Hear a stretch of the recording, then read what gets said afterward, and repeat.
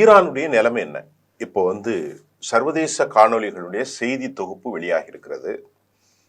ஒட்டுமொத்தமாக ஒரு கலெக்டிவ் செய்திகளுடைய கருத்தாக்கத்தை உலகம் முழுவதும் சொல்லக்கூடிய பெரிய சேனல்கள், யூரோப் யூனியன், அதே போன்று மத்திய கிழக்கு, தென்கிழக்கு ஆசியாவிலிருந்து வரக்கூடிய செய்திகள். முதல்ல ஈரானுக்கும் இஸ்ரேலுக்குமான போர் வருவதாகத்தான் எல்லோரும் சொல்லிக் கொண்டிருந்த நேரத்தில் தற்போது இந்த போர் அமெரிக்காவுக்கும் ஈரானுக்கும் இடையே வலுவடைந்த நிலையில் இருப்பதாக தற்போது செய்திகள் வெளியாகி இருக்கிறது. ரஷ்யா, சீனா முழுமையாக ஈரானுக்கு ஆதரவை நல்கக்கூடிய சூழலும் காணப்படுகின்றது. இது அல்லாமல் யார் முதலில் இஸ்ரேலை தாக்குவது என்பது அந்த அளவிற்கு ஒரு நெருங்கிய தொடர்பில் இருக்கிறது. இஸ்ரேலுடைய பிரதமர் பெஞ்சமின் நெத்தானியாகு அமெரிக்க அதிபரை கடந்த வாரம் திங்கட்கிழமை சந்தித்த பின்புதான் வெனிசுலா உள்பட பல பகுதிகள் பிரச்சனைக்குரிய மையமாக மாறியிருப்பதாகவும் செய்திகளை நாம் பார்க்க முடிகின்றது. இதற்கிடையிலே அமெரிக்கா ஈரானுடைய போராட்டத்தை ஒடுக்க நினைத்தால் நாங்கள் உள்ளே இறங்குவோம் என்று மிரட்டல் விடுகிற நேரத்தில் தென்னாப்பிரிக்கா கடல் பிராந்தியத்தில் பிரிக்ஸ் கூட்டமைப்பு நாடுகளாக ஒருங்கிணைக்கும் அனைவரும் ஒரு கூட்டு பயிற்சி இராணுவத்தை எடுத்திருப்பது அமெரிக்காவுக்கு ஒருவித சமீட்சையை வழங்குவதாக இருக்கிறது. அதை போன்று சவுதி அரேபியாவிற்குள் ஈரான் போர்ஸ் நுழைந்தால் அதை தடுப்பதற்கு அவசர கதியில் துருக்கி மற்றும் பாகிஸ்தானோடு ஒரு ஒப்பந்தம் கைச்சாத்திடப்பட்டிருப்பதாகவும் கூட சவுதி, துருக்கி, பாகிஸ்தானை மேற்கோள் காட்டிய செய்திகள் வந்திருக்கிறது. அதே சமயம் சவுதிக்கும் ஈரானுக்கும் இடையே கொதி நிலை காணப்படுவதையும் சர்வதேச செய்திகள் சுட்டிக்காட்டுகிறது.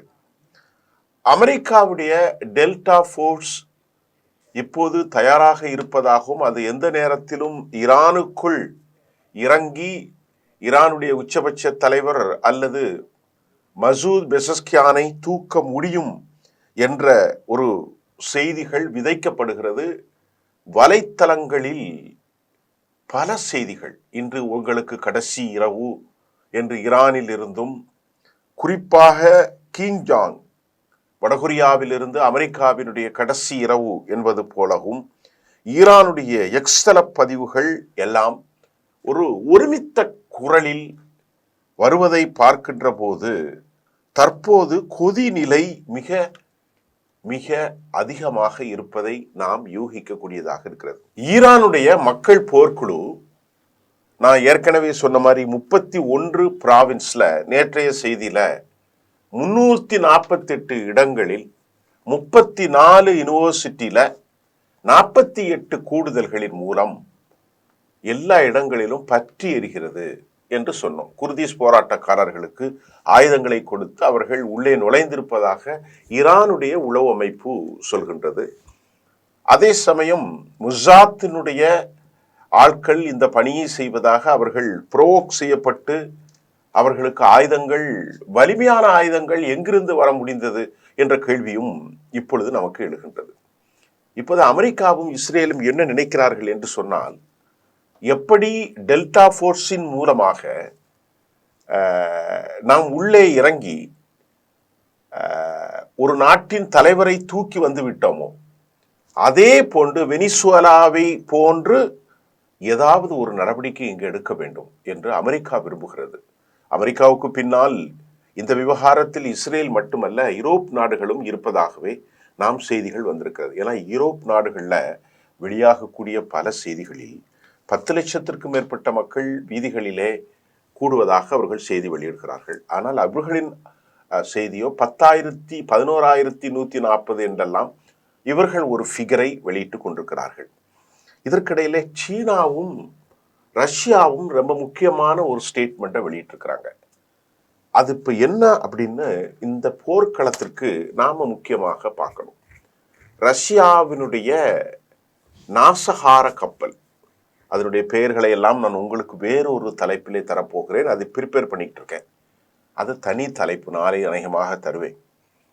ஆயுதங்கள், அணு ஆயுத கப்பலை அவர்கள் இப்பொழுது ரகசியமாக அமெரிக்காவை நோக்கி ஒரு சப்மரின், அதாவது நீர் மூழ்கி சென்று கொண்டிருப்பதாக தகவல் வந்திருக்கிறது. இவற்றை தடுப்பதற்கு அமெரிக்காவில் கப்பல் வலிமை இல்லை என்றும், அந்த அளவுக்கு இது கடல் அலைகளை சிதறக்கூடிய சுனாமி ஏற்படுத்தும் ஒரு பெரிய ஃபோர்ஸ் என்றும் சொல்லப்படுகிறது. இப்ப ரஷ்யாவுக்கு ஒரு பெரிய பிரஸ்டீஜ் இஷ்யூ என்னவென்றால், ரஷ்ய கப்பலை அமெரிக்கா அண்டார்டிகா பகுதிகளில், ஆர்டிக் ஓஷன்ல அவர்கள் எச்சரிக்கையை மீறி அதை கைது கேப்சர்டு அல்லது கெப்பசைஸ்டு, மூழ்கடிக்கப்படவில்லை, அதை அவர்கள் தன் கைவசப்படுத்தியிருப்பது மிக மிக கொதிநிலைக்கு உருவாகி இருக்கிறது. ரஷ்யாவை பொறுத்தவரை ஏதாவது அமெரிக்காவுக்கு பதில் அடித்து ஆக வேண்டும் என்று அவர்கள் நினைத்து கொண்டிருக்கிறார்கள். இது ரஷ்யாவுடைய விவகாரம். சீனாவுடைய விவகாரம் என்றால், சீனாவுடைய எலும்பை முறித்ததன் மூலம் 2 தேசங்களை, சீனாவை முழுமையாக காலி செய்து விடலாம் என்று அமெரிக்கா நம்புவதற்கு காரணம், ஒன்று வெனிசுவேலா, மற்றொன்று ஈரான். இந்த 2 நாடும் அமெரிக்காவினுடைய, அதாவது நிக்கோலஸ் மதுரா மற்றும் ஆயத்துல்லா காமினி, இவங்க ஆட்சியில் இருக்கக்கூடிய இந்த டெரிட்டோரிய அனிஹிலேட்டட், அதை அழித்து துடைத்தெறிந்தால் நமக்கு போட்டியாக மத்திய கிழக்கிலும் ஆள் இல்லை, தென்கிழக்காசியாவிலும் ஆள் இல்லை, பார்த்து கொள்ளலாம் என்பது அமெரிக்காவினுடைய அதிபருடைய, அமெரிக்க பிரதமர் ஜனாதிபதியுடைய திட்டம். அதற்காக இப்பொழுது 10 லட்சம் பேரல் ஒரு நாள் ஒன்றுக்கு 9 லட்சத்தை பர்ச்சேஸ் செய்யக்கூடிய சீனாவை காலி செய்வதற்கு அமெரிக்க அரசு இப்பொழுது உள்ளே நுழைந்திருக்கிறது. எஞ்சியவை ஈரான். இதற்கிடையில ஈரானை நீங்கள் தாக்கினால், சீனாவினுடைய அபிஷியல் ஸ்டேட்மெண்ட், நல்லா கவனிங்க, ஈரானை நீங்கள் தாக்கினால் எமது நாடு தொழில்நுட்பம், இராணுவம், சார்பு அனைத்தையும் ஈரானுக்கு வழங்குவோம் என்று வெளிப்படையாக இதுவரை இல்லாத அளவிற்கு முதல் முறையாக சீனா அறிவிப்பு செய்திருக்கிறது. நல்லா கவனிங்க. சீனா எப்பவுமே மௌனமாகத்தான் இருப்பார்கள்.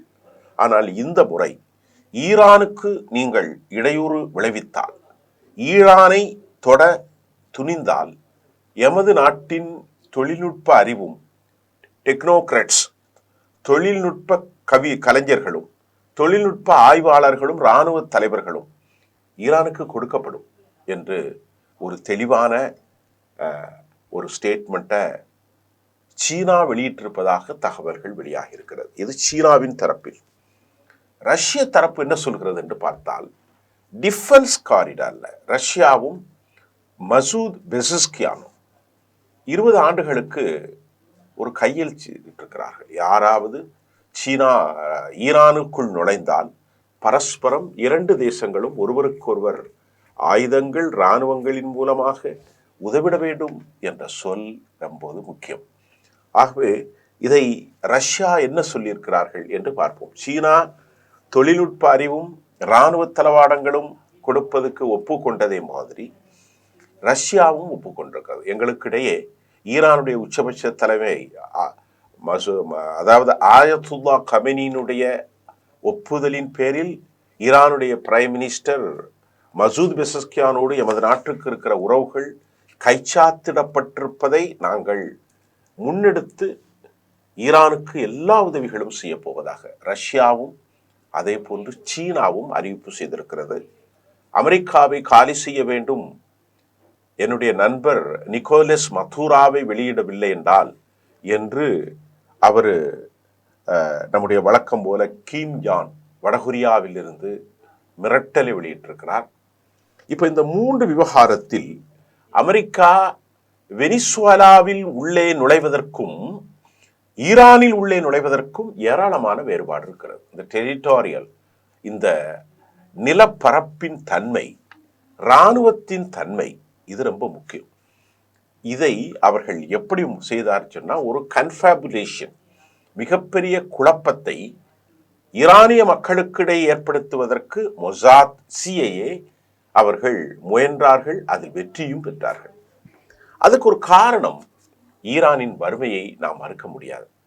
ஈரான் 40 ஆண்டுகளாக அமெரிக்க தடைகள், நாட்டில் இருக்கும் செல்வங்கள் முழுமையாக வெளியே சென்று சம்பாதித்து நாட்டை செழிப்பாக்குவதற்கு அமெரிக்கா ஒருபோதும் அனுமதிக்கவில்லை. அப்ப இதையெல்லாம் தாங்கி ஈரான் ஒரு சர்வதேச இராணுவமாக, சர்வதேச ஆய்வுக்களமாக, ஏவுகணை தொழில்நுட்பம், ஆளில்லா விமானங்கள், ட்ரோன்கள், டேங்கர்கள், ஏர் ஸ்ட்ரைக்ஸ் ஜெட்ஸ், இதையெல்லாம் அவர்கள் ஒழுங்கு செய்வதற்கு, கண்டுபிடிப்பதற்கு ஏராளமான பணங்களை செலவு செய்கிறார்கள். அது மட்டுமல்லங்க, ஈரான் தனது நாட்டில் இருக்கும் இராணுவ வலிமை பெருக்கும் அதே நேரம் லெபனானில் இருக்கும் ஹிஸ்புல்லா, அதே போன்று ஹவுதிகள், ஹமாஸ், இதை தாண்டி இஸ்ரேலில் எதிரிகளாக இருக்கும் ஏராளமான குழுக்கள், ஈராக்கிலும் சிரியாவில் இருக்கும் இஸ்லாமிய ஜிஹாதி ஆர்கனைசேஷன்கள்லாம் they had provided lot of funding for அவர்களுக்காக அவர்கள் செய்ய வேண்டி இருக்கிறது. இந்த சூழ்நிலையில் ஈரானில் ஒரு ரியால் சர்வதேச அளவில் அமெரிக்க டாலருக்கு எதிராக 1.4 மில்லியன், 14 லட்சம் என்ற அளவிற்கு அது மாறி இருக்கிறது. அது அந்த நாட்டில் வறுமையை அதிகரித்திருப்பது மட்டுமல்ல, ஒரு போராட்ட களத்திற்கு மத்தியதர வகுப்பினரை தூண்டி இருக்கிறது.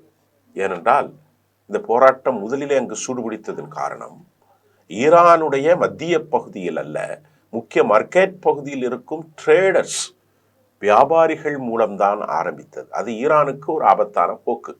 ஆனால் தற்போது வந்திருக்கும் செய்தியோ டெஹ்ரானில் ஒரு அமைதி மண்டலம் மாறியிருப்பதாகவும் சொல்லப்படுகின்றது. மேற்கத்திய ஊடகங்கள் வழக்கம் போல் சூடுபிடிக்கும் போராட்டத்தை சுட்டிக்காட்ட முயல்கிறார்கள். அந்த அளவிற்கு இப்பொழுது அமெரிக்காவினுடைய எதிரியாக, இஸ்ரேலுடைய எதிரியாக, மேற்கு நாடுகள் எதிரியாக ஆயத்துல்லா கமேனியும் ஈரானும் மாறியிருக்கிறது. அவர்கள் என்ன நினைக்கிறார்கள் என்றால், மேற்கு நாடுகள் தமது கைவசம், இஸ்ரேலும் அமெரிக்காவும் மத்திய கிழக்கை முழுமையாக தமது கைவசப்படுத்திவிட்டால் தமக்கு உலகில் யாரும் எதிரியே இல்லை. மத்திய கிழக்கில் எல்லா நாடுகளும் அவருடைய ஆள்தான். சவுதி அரேபியா, யுனைடெட் அரபு எமிரேட்ஸ், குவைத், கத்தர், அதே போன்று எகிப்து, ஜோர்டான், அதே போன்று துருக்கி, எல்லா நாடுகளும் மொராக்கா வரை ஆப்ரஹாம் அக்கார்டில் எல்லாரையும் கையெழுத்து போட வைத்து நாம ஒரு திட்டத்தை பார்த்துக்கலாம், இன்க்ளூடிங் பாகிஸ்தான், இன்க்ளூடிங் இந்தோனேஷியா. இதுதான் அவர்களுக்கு இருக்கிற விஷயம். இந்த ஒரே ஒரு நாடு மட்டும், அவன் பாரசீகன், ஷியா பிரிவு, இவனை மட்டும் காலி செய்து விட்டால் மத்திய கிழக்கில் நமக்கு எந்த பிரச்சனையும் இல்லை. இவனை காலி செய்வதற்கு சவுதி அரேபியா ஊன்றுகோலாக இருக்கிறது. அதில் எந்த மாற்றமும் இல்லை. உலகின் 6வது பெரிய இராணுவமாகவும் பெரிய நாடாகவும் பார்க்கிற, பணவளத்திலும் செல்வ செழிப்பிலும் இருக்கிற மிகப்பெரிய தேசம் சவுதி தற்போது துருக்கியோடு ஒப்பந்தம் செய்திருப்பதும் பல கேள்விகளை, பாகிஸ்தானோடு ஒப்பந்தம் செய்திருப்பதும் பல சந்தேகங்களை எழுப்புகிறது. அதே சமயம் ஈரான் ஒரு தெளிவான பிரிப்பரேஷன்ல இருக்கு. எந்த நேரமும் கத்தர் தாக்கப்படலாம், அமெரிக்காவினுடைய இராணுவ தளங்கள் இருக்கும் ஜொர்டானை தாக்கலாம், சவுதியையும் தாக்கலாம். அப்படி ஒரு தாக்குதல் நடந்தால் ரணகல மண்டலமாக மத்திய கிழக்கு மட்டுமல்ல உலகம் மாறும். அப்படி ஒரு தாக்குதல் நடக்கிற போது எதிர்த்தாக்குதல்கள் இஸ்ரேலிலிருந்தும் மற்றும் மத்திய கிழக்கு நாடுகளிலிருந்தும் அமெரிக்காவின் ஏர் ஸ்ட்ரைக் மூலம் நடக்கின்ற போது சர்வதேச கொதிநிலை உருவாகிவிடும்.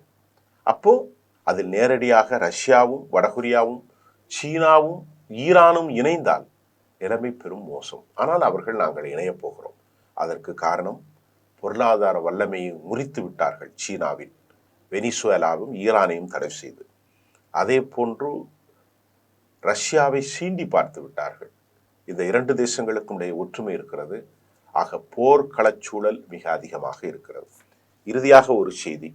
அமெரிக்க செனட்டில் நேற்று முன்தினம் நடந்த வாக்கெடுப்பில் ரிபப்ளிக் 55 உறுப்பினர்களில் வைத்திருந்தார்கள். 53 உறுப்பினர்கள், 47 உறுப்பினர்கள் டெமோக்ராட்ஸ், 2 உறுப்பினர்கள் சுயேட்சைகள். அந்த வாக்கெடுப்பில் இனி அமெரிக்க பிரசிடென்ட் எங்கள் நாட்டில் கேட்காமல் எந்த நாட்டிலும் படையெடுக்க கூடாது என ஒரு தீர்மானம் கொண்டு வரப்பட்டது. ஒரு ரெசல்யூஷன் ஹேட் பீன் டன், முடிந்தது. அவற்றின் ஓட்டெடுப்பில் ரிப்பப்ளிக் தோல்வி அடைந்தது. அதாவது புரியும் வகையில் சொல்ல வேண்டுமென்றால், டொனால்ட் ட்ரம்ப் இனி அமெரிக்க நாடாளுமன்றத்தின் ஒப்புதல் பெற முடியாமல் தன்னிச்சையாக தாக்குதலை நடத்த முடியாது என தீர்மானம் நிறைவேற்றப்பட்டதின் அடிப்படையில் அமெரிக்காவில் ரிப்பப்ளிக் பார்ட்டியில் 5 உறுப்பினர்கள் இவருக்கு எதிராகவே வாக்களித்து விட்டார்கள். அதன் விளைவாக 53 வாக்குகளை அவருக்கு எதிராக விழுந்தது. யாருக்கு எதிராக? அமெரிக்க ஜனாதிபதிக்கு எதிராக 53 வாக்குகள், 47 வாக்குகளை அவர் பெற்று 5 வாக்குகள் வித்தியாசத்தில் செனட் சபையில் தோல்வி அடைந்தார். இதன் மூலம் இனி அவர் சுயாதீனமாக ஒரு நாட்டையும் தாக்க முடியாது. அது அமெரிக்காவுக்கு நல்ல செய்தி. ஆனால் டொனால்ட் ட்ரம்புக்கும் பெஞ்சமினுக்கும் அது கெட்ட செய்தி தான். இதுதான் தற்போது நடக்கிறது. இம்பீச்மெண்ட் கொண்டு வருவதற்கும் இவருக்கு மீது வாய்ப்புகள் உண்டு. 70% அமெரிக்க மக்கள் வெனிசுவேலாவை தாக்கியதை கடும் கண்டனம் தெரிவித்திருக்கிறார்கள். நட்பு நாடான டென்மார்க், கிரீன்லாண்டை தாக்குவதை அமெரிக்க மக்கள் விரும்பவே இல்லை. இந்த சூழ்நிலையில் அமெரிக்கா தாக்குதல் நடத்துவதற்கு சாதக பாதகங்கள் எவை? சீனா, ரஷ்யா, ஈரான், வடகொரியா இணைவதற்கு சாதக பாதகங்கள் எவை? மத்திய கிழக்கில் கொதிநிலை அரசியலில் ஈடுபட்டிருக்கும் துருக்கி, சவுதி அரேபியா, துணையாக பாகிஸ்தான், இவைகளின் நிலைப்பாடு என்ன என நிறைய சொல்லியிருக்கிறோம். பொறுத்தோடு பார்ப்போம். மீண்டும் அடுத்த செய்திகளில் உங்களை நான் சந்திக்கிறேன்.